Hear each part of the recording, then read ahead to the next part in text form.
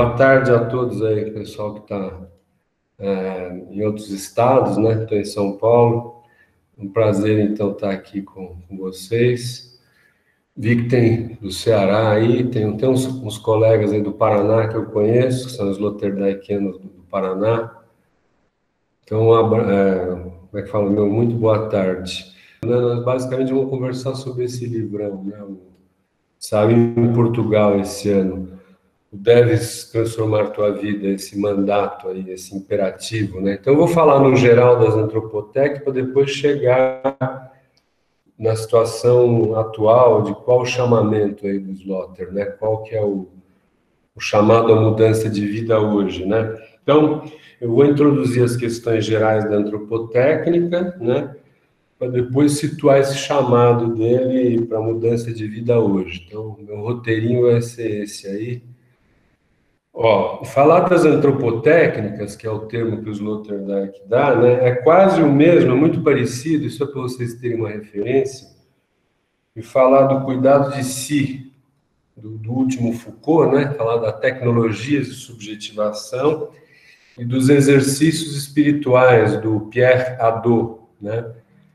Então, esses três autores aí, cada um ao seu modo, né, terminou por mostrar que o ser humano se autoproduz, essa é a ideia da antropotécnica, né? O homem é um ser que se autoproduz e se cria autoplasticamente, conforme o tipo de exercício e de repetição que ele realiza, né? Qual o tipo de exercício e repetição que você realiza, você vai se modelando.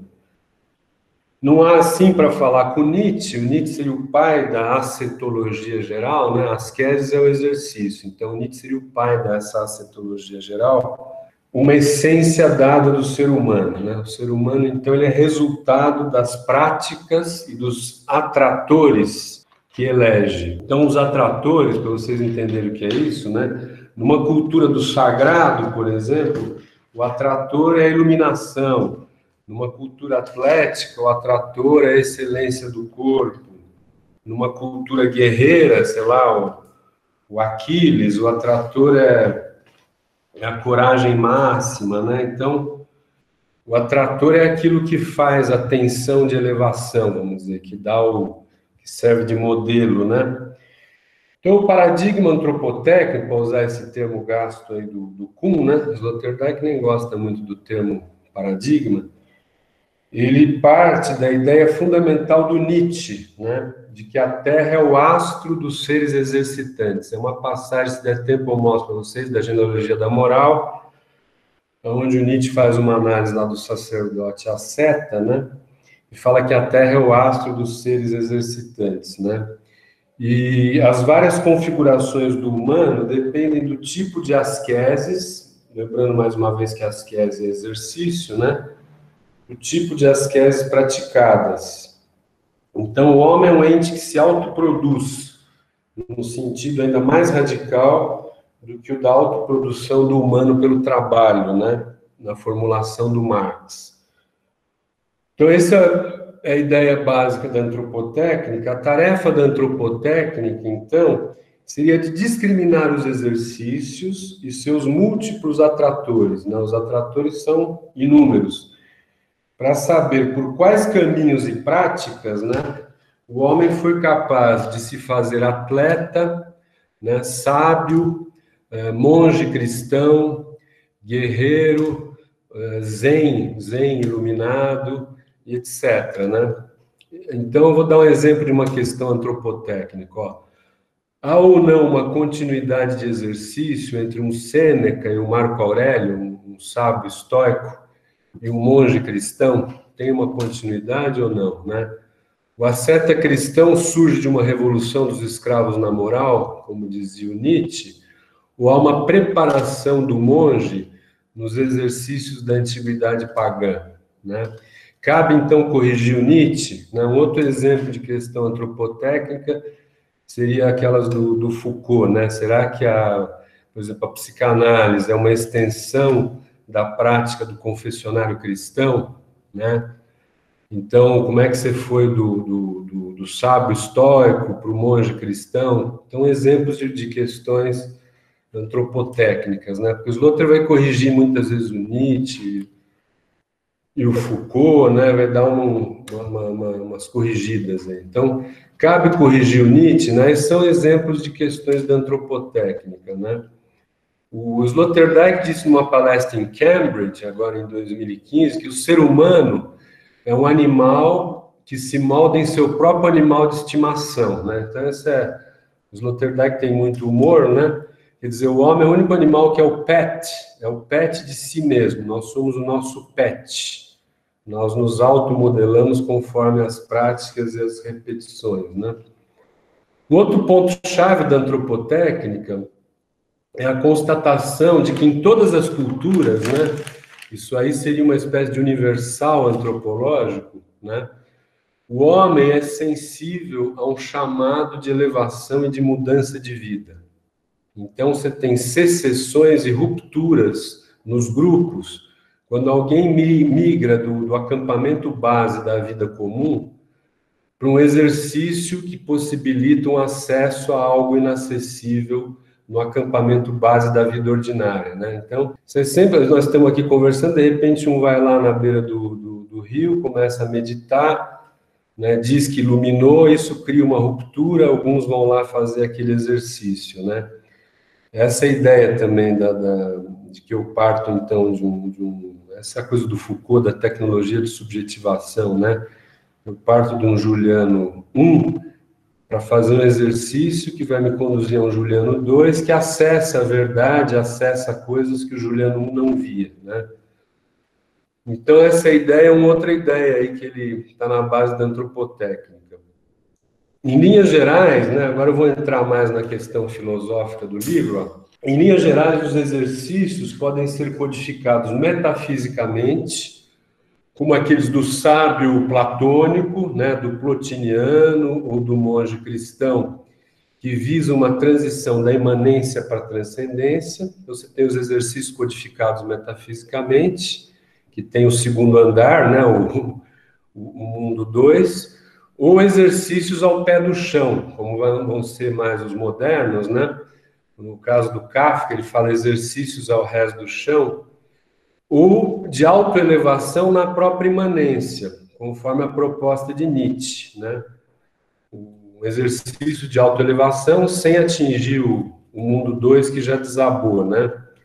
O caso do Nietzsche é o de quem pede elevação e superação, mesmo que a corda já não esteja mais tensa e pendurada na transcendência, né? Então, só para falar um pouquinho rapidamente da interpretação sloterdijkiana do Nietzsche, né? O super-homem do Nietzsche, o super-homo, é uma transcrição para a imanência de um atrator cristão. Nietzsche seria uma espécie de elevação sem céu, né? Então, uma transcrição para a imanência dessa imitatio Christi, né? Dos monges, né? Então, do ponto de vista, agora vamos entrar mais na questão para ir chegando na atualidade. Do ponto de vista da antropotécnica, a modernidade pode ser lida como uma desverticalização da existência e uma desespiritualização da ascese, né? Uma somatização da ascese.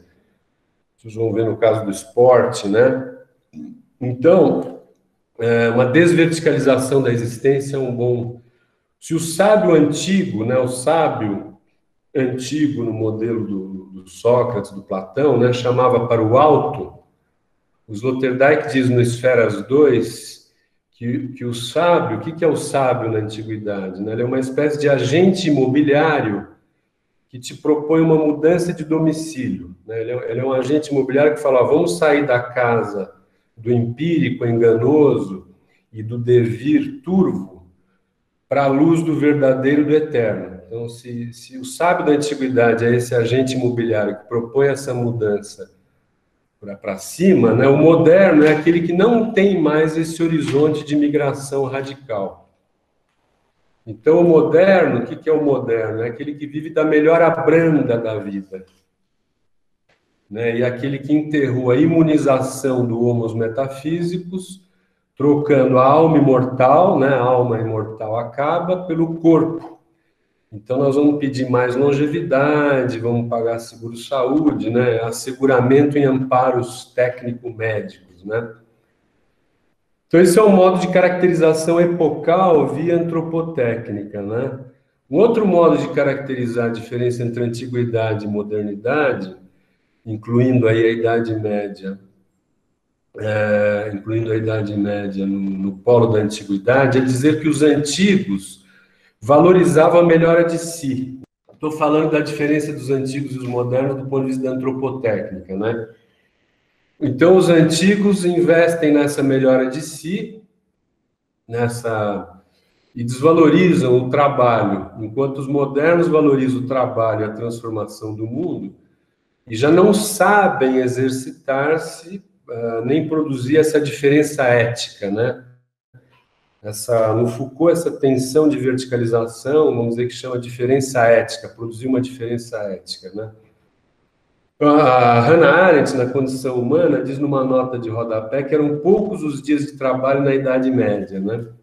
E aquele labora, do famoso ora et labora dos monges, não tem nada a ver com o trabalho, mesmo no sentido do homem moderno, né? E quanto aos gregos, todo mundo sabe que o trabalho e a manutenção da vida era algo deixado para os escravos, né?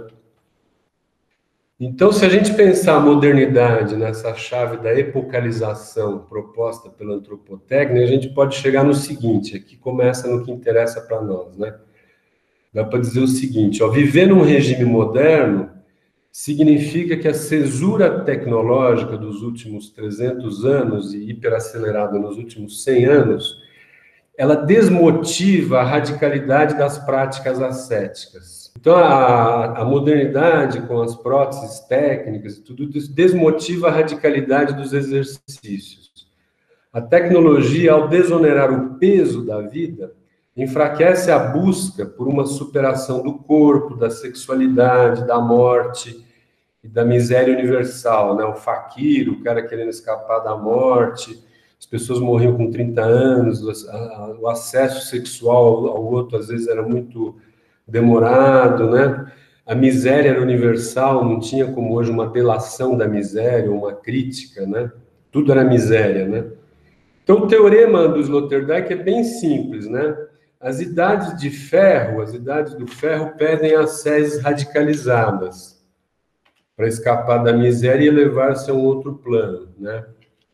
E a modernidade, como era da prata, ele pega muito Richard Rorty lá, a modernidade é uma era da prata. E ela, como era da prata, deixa de sonhar, né, o paraíso e o absoluto de uma idade do ouro para contentar-se com o aperfeiçoamento progressivo, né?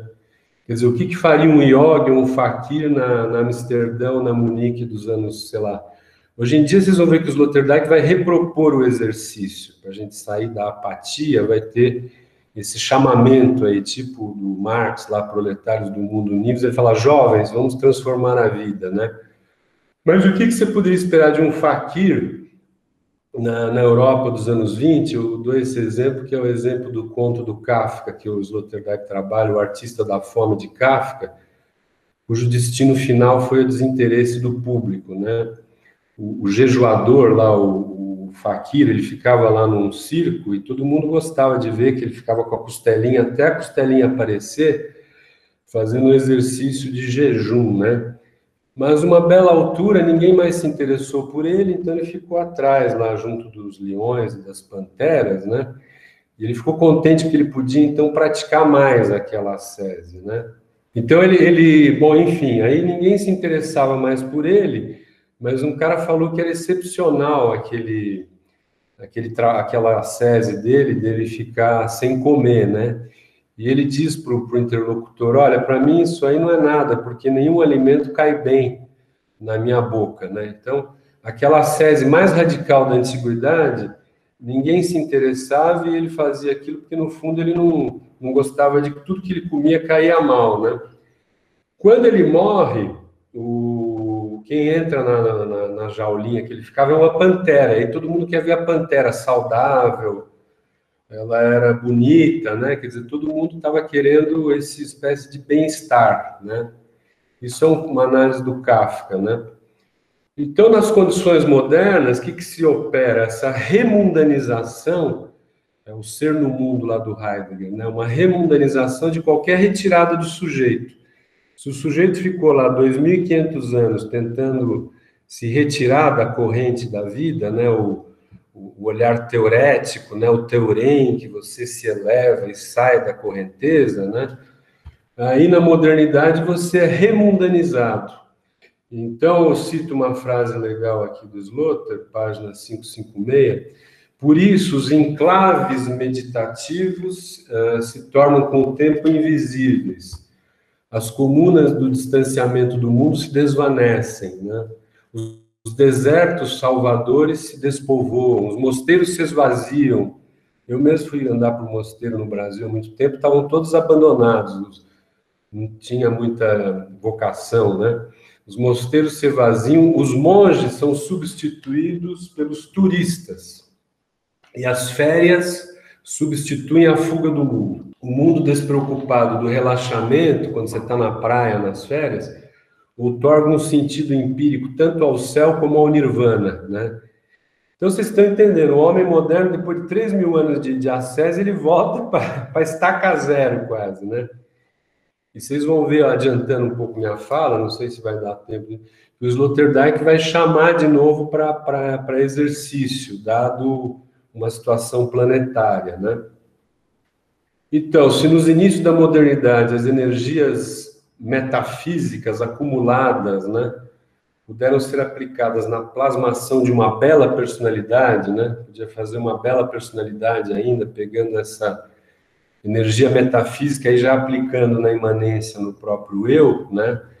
Que era no início do Renascimento. As figuras chaves eram os virtuosos da técnica, das artes e das discussões, né? Que sabiam, após amplos ciclos de exercício, autoproduzir-se como mundos no mundo, como microcosmo, como personalidades. Então, durante um tempo você podia se produzir num ateliê, né? Então você transitava daquele isolamento do ateliê, que vinha do isolamento do mosteiro, para o grande mundo, para o vasto mundo. Você fazia expedições no vasto mundo.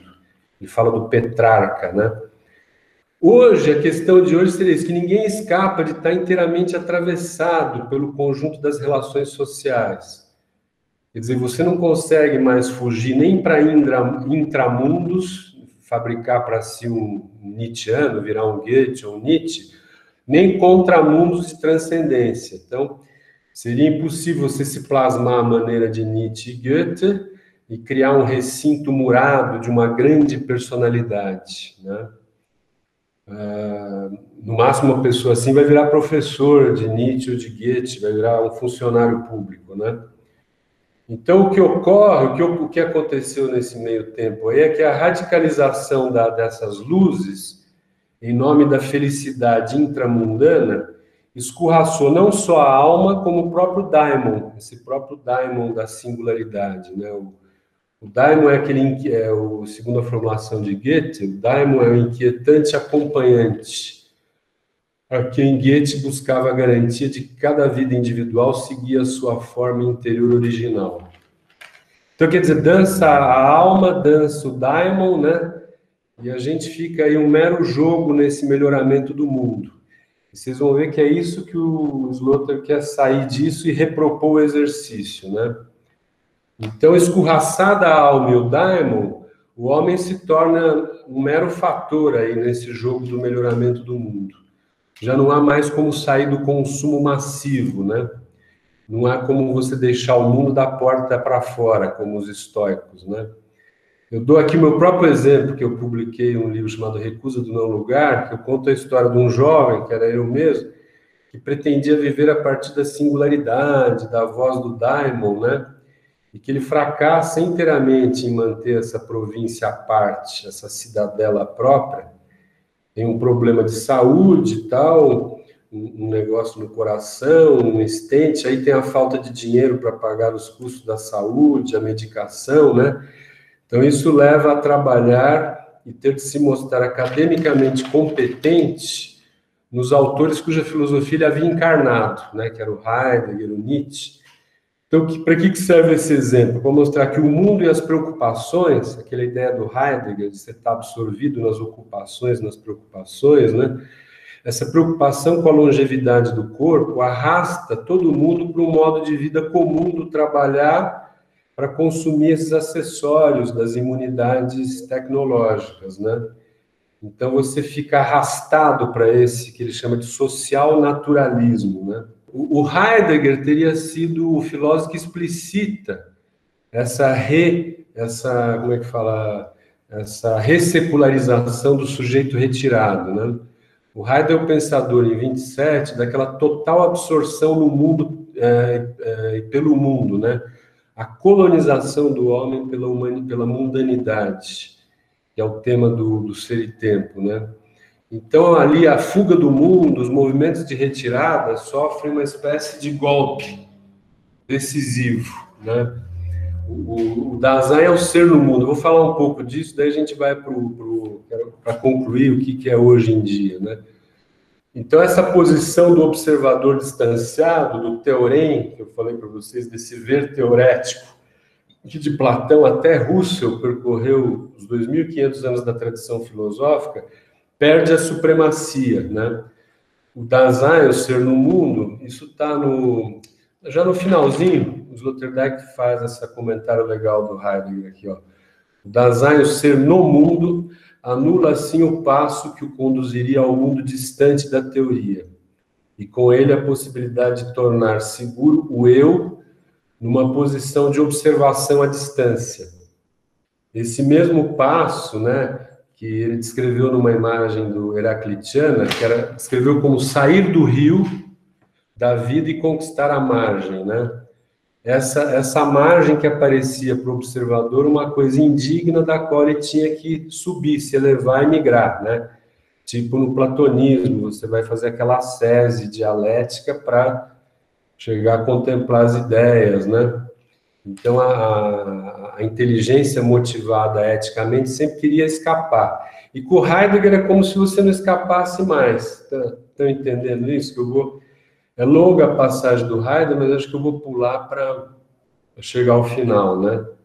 No Dasein também tem a anulação do mundo interior, explodem as casas de vidro da ilusão de um mundo interior, né? A ideia de um posto de observação fora, né?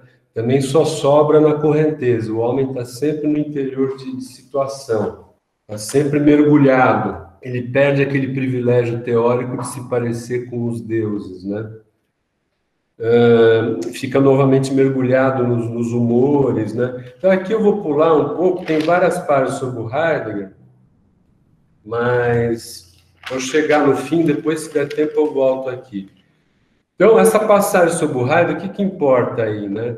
É que depois de 3 milênios de evasões para fora, né, evasões espirituais, parece que a vida humana, a existência humana ficou de novo lá no ponto do cotidiano onde as evasões começaram, né?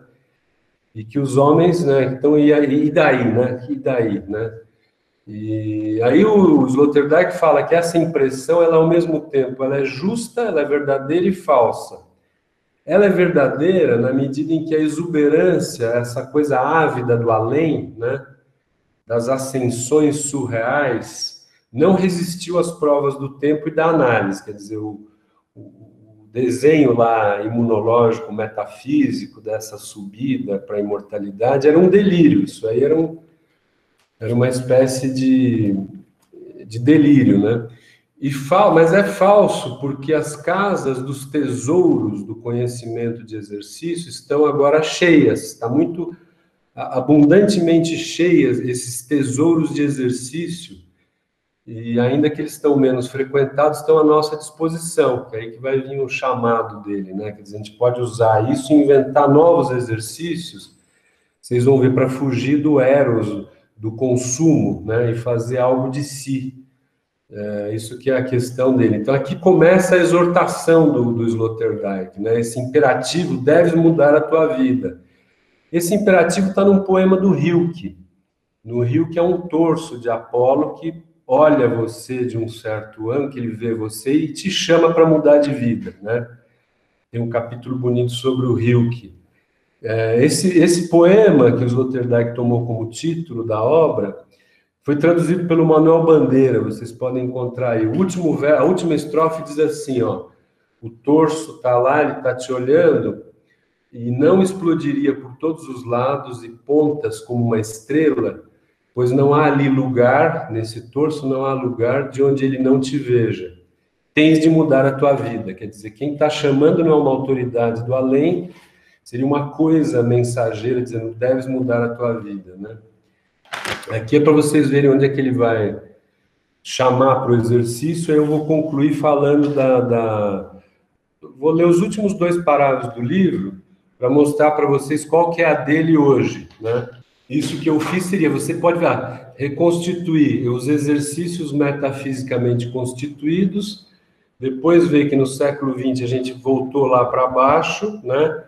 E agora, de algum modo, a gente tem que retomar essa tradição de exercício para o mundo, basicamente é para o mundo não acabar, quer dizer, temos que começar a fazer novas práticas cotidianas, dado um universal planetário, que agora é concreto e não mais abstrato, né? Que está ameaçado em termos ecológicos, sanitários e térmicos. Nós vamos ter que mudar os padrões de consumo, e isso não vai acontecer se a gente não voltar para uma dinâmica exercitante, que é uma dinâmica mais timótica do que erótica. Então, esse é o ponto aí, reabilitar afetos nietzschianos para a gente voltar a querer fazer algo legal de si, tá entendendo? Então, o Slotter, depois que ele falou do Heidegger, ele falou, bom, mas e aí, o que ficou dos exercícios, né?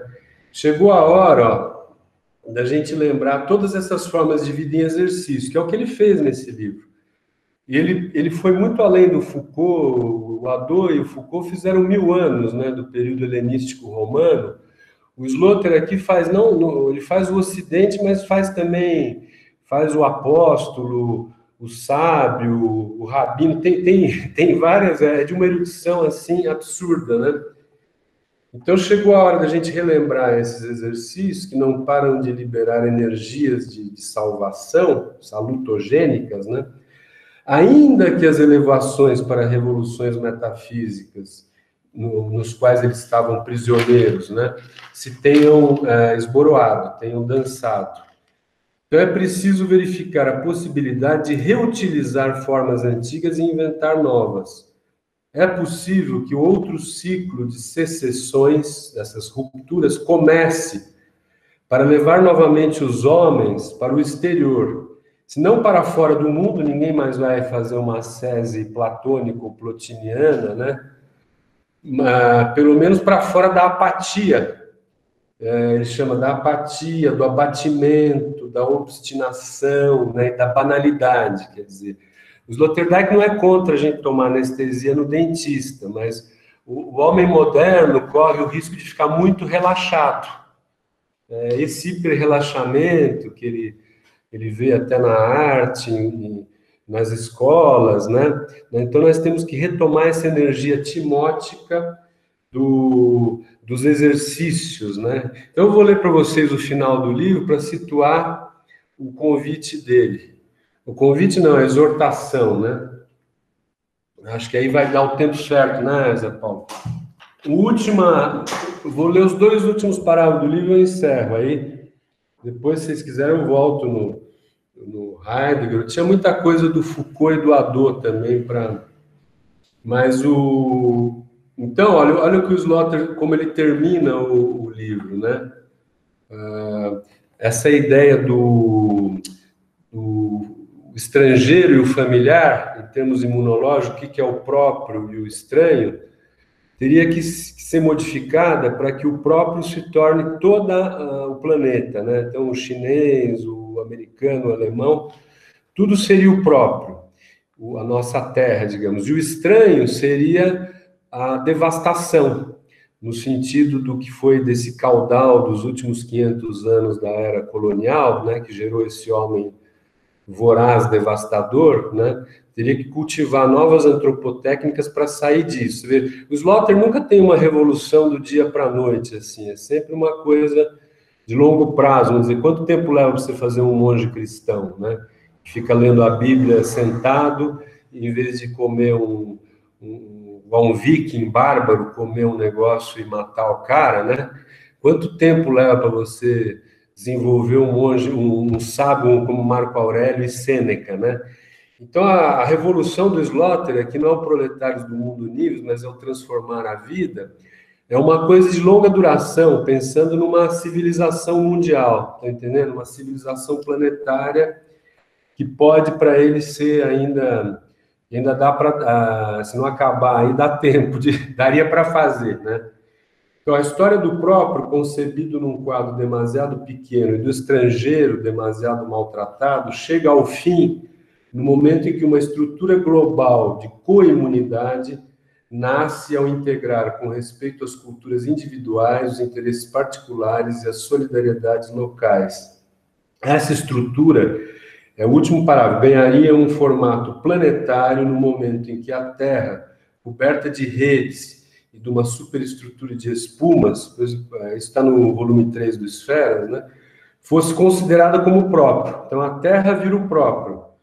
E o excesso de exploração dominante até aqui como estrangeiro, quer dizer, aquele empresário americano que quer devastar o Alasca, lá, amigo do Bush, para pegar mais petróleo, tem que dar lugar, vamos dizer, para pesquisar carros movidos a energia solar, né, fazer um novo tipo de travessia do Atlântico com energia eólica, de caravelas, vamos dizer, vai ter que diminuir o consumo, vai ter que resfriar, né? E nós vamos ter que fazer algo de nós mesmos para sairmos do eros consumista. Então, com esta viragem, o que é concretamente universal torna-se operacional. Aqui eu vou concluir. Uma lógica cooperativa toma o lugar do romantismo da fraternidade. A humanidade torna-se um conceito político. Os seus membros já não são passageiros na nave dos loucos, do universalismo abstrato, mas colaboradores que trabalham no projeto completamente concreto e discreto de um design imunológico global. Aí eu vou pular para você ver o final. Ele propõe o coimunismo. Uma estrutura desse tipo chama civilização. É agora ou nunca que é preciso constituir as suas regras monásticas. Quer dizer, nós vamos ter que construir essas regras aí. Depois eu dou uns exemplos do que eu pensei, mas aí a gente pode pensar junto. Estas codificarão as antropotécnicas adaptadas à existência no contexto de todos os contextos.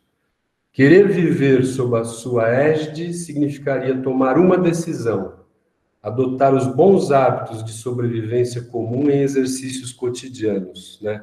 Quer dizer, eu, por exemplo, tenho um golzinho que tem 16 anos, mas largar o golzinho, ir de bicicleta, né? Estudar as cartas a Lucílio, para na hora de eu ir para o hospital não ficar choramingas demais, quer dizer, resgatar algum tipo de... Aí a gente pode conversar, mas a ideia então seria, nós precisamos mudar de vida, né? E de algum modo, tipo agora com a pandemia, né, que a gente está consumindo menos, essa frivolidade consumista diminui.